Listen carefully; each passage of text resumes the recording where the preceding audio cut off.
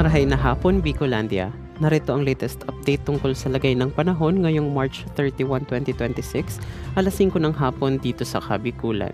Patuloy pa rin nakakaapekto ang extension ng isang high pressure area na nasa may bahagi ng Japan sa buong Northern Luzon. Samantala, easterlies o mainit at maalinsangang hangin galing sa dagat Pasipiko ang patuloy na umiiral at nakakaapekto sa nalalabing bahagi ng bansa.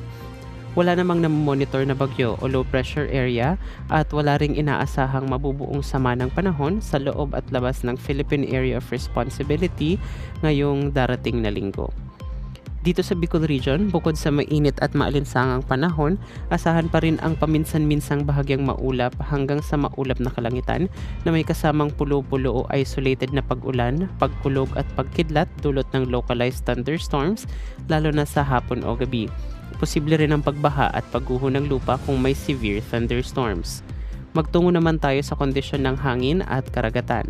Mararanasan natin ang mahina hanggang sa katamtamang ihip ng hangin na magmumula sa silangan hanggang hilagang silangan. Ang alon naman sa ating mga baybaying dagat ay posibleng umabot sa 1 hanggang 2 metro ang taas. Wala namang nakataas na gale warning sa mga baybayin ng ating rehiyon.